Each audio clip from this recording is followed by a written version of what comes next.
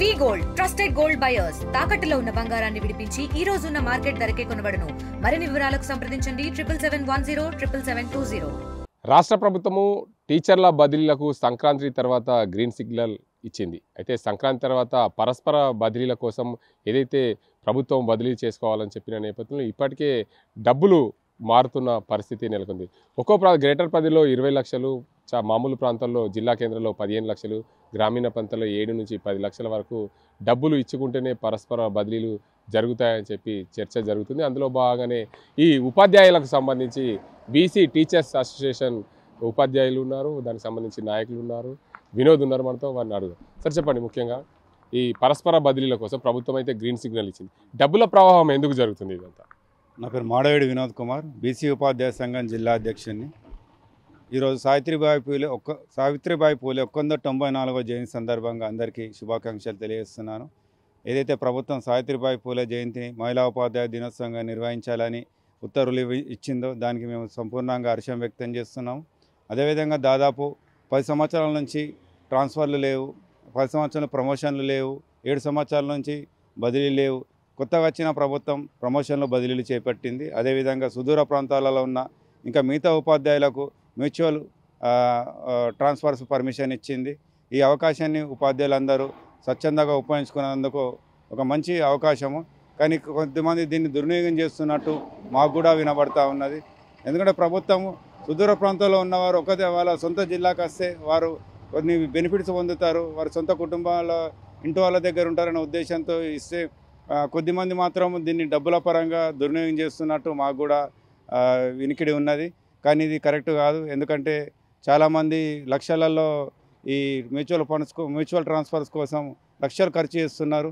ఇది కరెక్ట్ పద్ధతి. ఎవరైతే జెన్యున్గా ఎవరికైతే అవకాశం ఉన్నదో వారి సొంత జిల్లాకి వెళ్ళి వారి కుటుంబాలతో ఉండాలనుకుంటున్నారో వారికి ఈ డబ్బుల వలన అన్యాయం జరుగుతున్నది. ఎందుకంటే డబ్బులు ఉన్నవారే ఈ మ్యూచువల్ ట్రాన్స్ఫర్లో మ్యాక్సిమం వారే ట్రాన్స్ఫర్ అవకాశాలు తీసుకునేది ఉన్నది. కాబట్టి అలా కాకుండా ప్రభుత్వం కల్పించిన అవకాశాన్ని ప్రతి ఒక్కరూ స్వచ్ఛందంగా ముందుకొచ్చి వారి అవసరాలను బట్టి ఉపయోగించుకోవాలని మేము ఈ సందర్భంగా కోరుతున్నాం. అయితే చెప్పండి, ముఖ్యంగా మీడియాలో చర్చ జరుగుతుంది, ప్రధానంగా సోషల్ మీడియాలో కూడా వైరల్ అవుతుంది. కొన్ని ప్రాంతాల్లో ఇప్పటికే ఒప్పందాలు జరిగినట్టుంది. గ్రేటర్ హైదరాబాద్ పరిధిలో అయితే 20 లక్షలు డిమాండ్ ఉంది. అదేవిధంగా జిల్లా కేంద్రంలో అయితే 15 లక్షలు, గ్రామీణ ప్రాంతాల్లో స్కూల్ని బట్టి ఆ ప్రాంతానికి దగ్గర దూరాలను బట్టి 7 నుంచి 10 లక్షలు కూడా అంటే మ్యూచువల్ ట్రాన్స్ఫర్కు బదిలీల కోసము డబ్బులు డిమాండ్ చేస్తున్న పరిస్థితి. దీన్ని ఎలా పరిగణించవచ్చు? ముఖ్యంగా ప్రభుత్వ ఉద్దేశం ఏంటంటే అటు చాలామంది వారి సొంత జిల్లా కాకుండా వేరే జిల్లాలో పనిచేస్తున్నారు. కానీ వాళ్ళని తీసుకురావాలంటే అక్కడ ఒకే జిల్లాలో పోస్టులు ఎక్కువ అయిపోతే మిగతా జిల్లాలో ఖాళీలు అయిపోతుంది. అక్కడ నిరుద్యోగులకు ప్రాబ్లం అవుతున్న ఉద్దేశంతోనే అక్కడ మ్యూచువల్ ట్రాన్స్ఫర్స్ అనేది చేస్తూ ఉన్నది. కానీ ఇప్పుడు తీసుకుంటే హైదరాబాద్ చుట్టూ పరిసర ప్రాంతాలలో కానీ ముఖ్యంగా జిల్లా కేంద్రాలలో కానీ ఎక్కువ మొత్తంలో డబ్బులు, కొంతమంది డబ్బులకు ఆశపడి కానీ ఇంకా కొద్దిమంది వారి పేదరికాన్ని దృష్టిలో ఉంచుకొని కానీ ఈ రకంగా ఆసరా చేసుకొని డబ్బులు తీసుకొని మ్యూచువల్ ట్రాన్స్ఫర్స్కు సిద్ధం కావడం ఇది కరెక్ట్ కాదు. ఎందుకంటే తర్వాత ఒక ఉపాధ్యాయులు అన్నప్పుడు ఒక ఆదర్శంగా ఉండాలి, వేరే వారికి మార్గదర్శకంగా ఉండాలి. అలాంటి ఉపాధ్యాయులే డబ్బులతో ట్రాన్స్ఫర్లు చేసుకోవడం ఎట్టి పరిస్థితుల్లోనూ మంచి పద్ధతి కాదు.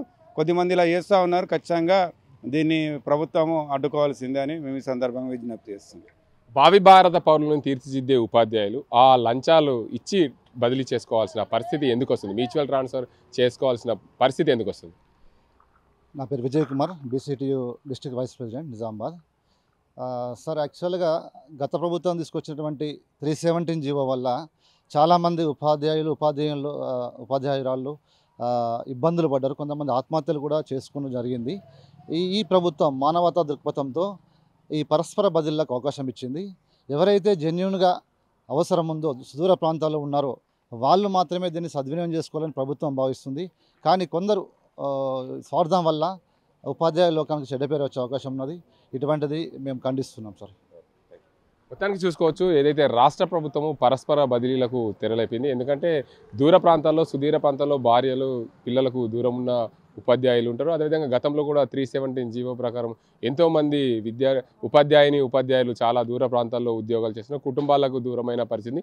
అందులో భాగంగా ఈ కాంగ్రెస్ ప్రభుత్వం తెలంగాణలో ఏర్పడ్డ తర్వాత మ్యూచువల్ ట్రాన్స్ఫర్ పరస్పర బదిలీల కోసం శ్రీకారం చుట్టి దీన్ని కొంతమంది స్వార్థపరులు డబ్బుల కోసం ఉపయోగిస్తూ దీన్ని అన్యాయం చేస్తారు. ఈ ప్రభుత్వం దీన్ని పూర్తిగా దృష్టి పెట్టి డబ్బులకు ఎక్కడైతే ఆస్కారం ఉందో దాన్ని ఆపివేస్తే బాగుంటుంది. ఇలాంటి డబ్బులు ఇచ్చి బదిలీలు చేసుకునే వల్ల చాలామంది అన్యాయానికి గురవుతారు. డబ్బులు ఉన్న వాళ్ళే పరస్పర బదిలీలకు అవకాశం ఉంది. డబ్బులు లేని ఉపాధ్యాయులు అన్యాయానికి గురవుతారు. కాబట్టి దీన్ని ఖచ్చితంగా మేము ఖండిస్తున్నామని చెప్పి బీసీ ఉపాధ్యాయుల సంఘానికి సంబంధించిన నేతలు చెప్తున్న పరిస్థితి. ఇది ఇక్కడ పరిస్థితి. కెమెరా సజిన్తో గంగారెడ్డి, RTV నిజామాబాద్. మరిన్ని వీడియోస్ కోసం ఛానల్ ని సబ్స్క్రైబ్ చేయండి. లేటెస్ట్ అప్డేట్స్ కోసం వాట్సాప్ ఛానల్ ని ఫాలో అవ్వండి. అండ్ లింక్ డిస్క్రిప్షన్ లో ఉంది.